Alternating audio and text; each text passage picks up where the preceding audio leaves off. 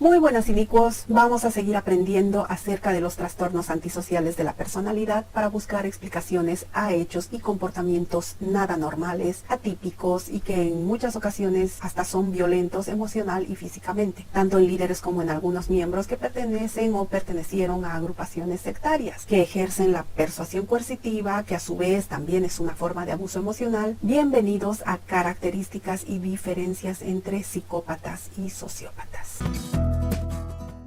Muchos exmormones hemos reconocido bastantes abusos en la iglesia mormona, conocido gente tóxica, casos de maltrato, estafa, engaños, mentiras, que ahora podemos ver con bastante claridad y que siendo miembros de la iglesia nos hacían algo de ruido o si eran muy evidentes nos chocaban, pero en parte por causa de los sesgos cognitivos, esos atajos mentales que usábamos para salir de la disonancia cognitiva y justificar lo que veíamos, hacer coincidir mediante acrobacias mentales una serie de sin razones que nos perturbaban para hacerlas a un lado y continuar en una institución que utiliza los mismos métodos de dominio y control que utilizan tanto psicópatas, sociópatas y perversos narcisistas con sus víctimas. Pues para saber cómo obra un psicópata, que en realidad es un depredador en toda la extensión de la palabra, tenemos que saber cómo piensa, cómo nos ve a nosotros, ¿no? Que seríamos sus presas, su blanco, su objetivo. Y primero vamos a hablar de sus orígenes. Básicamente, los psicópatas nacen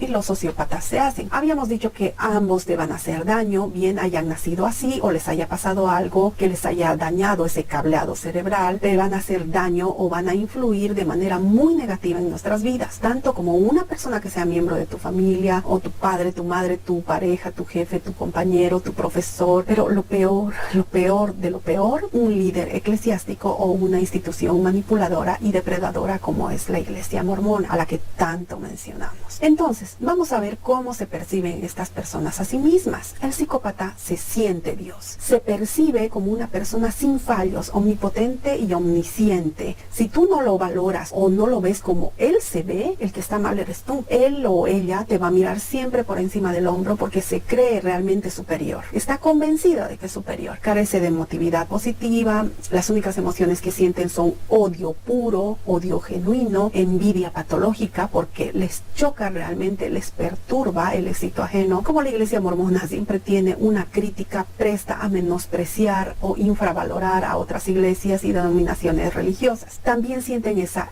ira caprichosa y sienten deseo sexual. Por eso es que la mayoría de violadores son psicópatas, porque les da absolutamente igual el terror, el dolor, el miedo que sienten sus víctimas. Solo piensan en satisfacer sus impulsos. Son maquiavélicos porque disfrutan con el dolor y el miedo del otro, bien sea físico y emocional. El sociópata también tiene esas emociones, pero en cambio, al haber tenido un quiebre en su infancia más temprana, se inventa un personaje inflacionado de sí mismo. Es consciente de que no es superior, pero muy rara vez deja ver esa vulnerabilidad. Ambos son expertos en fingir emociones positivas, amor, compasión, empatía. Son expertos actores, te pueden dar discursos motivacionales los domingos ahí en el atril, te pueden conmover con todo lo que te dicen, hasta incluso pueden llorar y tocarte la fibra más sensible con sus palabras. Pero en los hechos y por detrás no viven en absoluto lo que predican. Todo lo que dicen vale para los demás. Ellos no lo aplican con su propia vida. Sus prédicas solo sirven para dominarte y controlarte y te pueden hacer la vida un infierno. Y aún viviendo ese infierno, tú seguirlos adorando y rindiéndoles culto y pleitesía porque supuestamente habla en nombre de una causa justa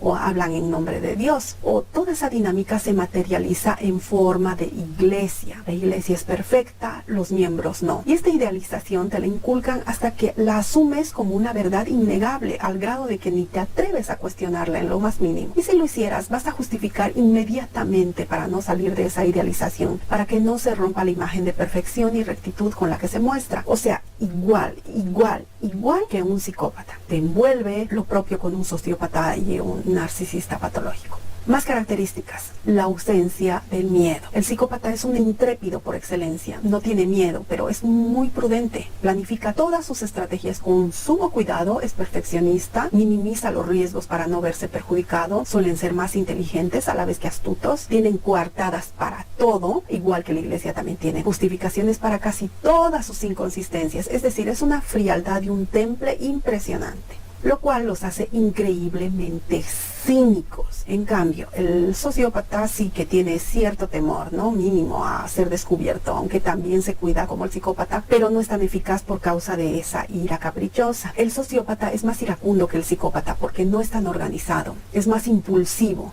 y no cuida los detalles. Es decir, de los dos, el que tiene más probabilidades de acabar antes en la cárcel es el sociópata. Y además que lo ves venir por su carácter histriónico. Y ya es difícil que acaben en la cárcel, porque si los acaban pillando en algo malo que han hecho, ahí sacan todo su arsenal de manipulaciones, defienden lo indefendible con uñas y dientes, aunque existan pruebas flagrantes de su responsabilidad. Hechos, ellos luchan hasta el final, hasta agotarlo todo.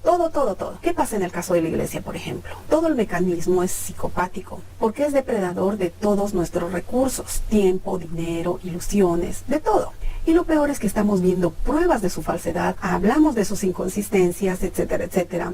Y aún así, hasta teniendo la evidencia de esa falsedad enfrente de nuestras narices, las víctimas del engaño, que serían los codependientes, la siguen defendiendo. Igual que un psicópata se defiende con ese ahínco porque realmente cree que lo que hace está bien. Ambos, tanto psicópata como sociópata, son fáciles de adoctrinar. Por eso muchos psicópatas acaban en cuerpos de poder o donde se ejerza autoridad. Pueden ser los mejores soldados, implacables. Donde hay más psicópatas hay en todas partes, pero suelen ser en las cabezas de poder, en los ejércitos, en la policía, en los puestos de liderazgo político, empresarial y religioso. Como también habíamos dicho, existen creencias tóxicas que a muchos de nosotros, incluso sin ser sociópatas o perversos narcisistas, nos hacen tener comportamientos tóxicos y sociopáticos. El sociópata, al haber perdido esa empatía en su temprana infancia, a lo largo de su desarrollo puede creer, por ejemplo, que matar está bien. Como dice, por ejemplo, el estudio del biólogo Jack Bennett de la Universidad de Mississippi, dice que estas creencias tóxicas hacen que los sociópatas realmente crean que matar está bien. Tomaron el ejemplo de Andrés Breivik, de la masacre de la isla de Utoya en Noruega, que declaró que esas personas inocentes realmente tenían que morir. Pero hay tantísimos ejemplos, ¿no?, que ahora nos vienen a la mente. En esos casos no había ni defensa propia, tampoco se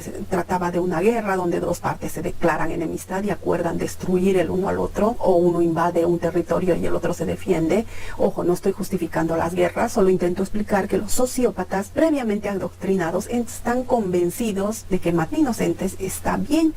La iglesia se pudo ver claramente en la masacre de Mountain Meadows. Convencieron unos cuantos de matar inocentes sin mancharse las manos, derivando la responsabilidad a terceros, como John D. Lee, que no era el único culpable. Detrás siempre habrá una de estas personalidades trastornadas. Continuamos. Ambos, tanto psicópatas como sociópatas, no se arrepienten de sus actos y jamás piden perdón a las víctimas. Véase en los casos de terrorismo por motivos políticos e ideológicos, o las mega estafas a gente vulnerable. Los culpables o responsables no piden perdón ni restituyen lo sustraído. ¿Qué pasa con el diezmo? A estas alturas los exmormones ya tenemos clarísimo, más que claro, que es una estafa. Diezmo, ofrendas, etcétera. No lo hemos explicado ya hasta la saciedad. Y ya podemos reclamar de cabeza, pero no lo van a devolver. También está el racismo, otra, ¿no?, que es una creencia tóxica, porque cree que el negro es inferior, o la persona, el ser humano de piel oscura, es inferior cuando no lo es. Es una pigmentación más oscura que no hace ninguna diferencia entre las capacidades físicas e intelectuales de las personas. Pero hemos ido avanzando en la sociedad y estos aspectos a algunos no les conviene ese avance en igualdad. La iglesia en sus inicios era sumamente racista, tenía esas creencias, su doctrina promulgaba eso, y ahora en vez de rectificar, solo barre la historia debajo de la alfombra y no pide perdón por tantos años de doctrina y prácticas tóxicas. Y así con todo, mentiras que se les ha descubierto no las aceptan, y las disculpas por habernos mentido no van a llegar. Seguimos. La frialdad y capacidad del psicópata para camuflarse entre la gente empática y bondadosa es muy llamativa, porque ellos estudian, aprenden cómo comportarse, cómo aparentar, son personas encantadoras, grandilocuentes, persuasivas, fingen que se preocupan por ti. En cambio, al sociópata le cuesta más aparentar. También lo hace, pero es más histriónico, más autoritario, más déspota. Le cuesta contener sus impulsos, a menudo explota y tiene más ataques de ira, eso ya lo he dicho. Pero resumiendo, el psicópata es mejor actor y el sociópata menos. El psicópata puede llegar a tener estudios una exitosa carrera, familia, esposa, esposo, hijos, aunque ninguno de ellos le importe en absoluto, los utiliza para mantener su fachada de perfección porque son narcisistas empedernidos. Necesitan ser admirados, envidiados. La imagen que proyectan hacia el exterior es fundamental. Suena máscara, fachada, rectitud, perfección, artículo número 13. En cambio, el sociópata no suele durar mucho en sus trabajos, es más irresponsable. Pero también hace uso de esa máscara, obviamente, ¿no? Porque le ayuda a camuflarse entre los que le rodean. Espero que estas diferencias hayan quedado claras, así que no me extiendo más. Nos vemos y hasta la próxima.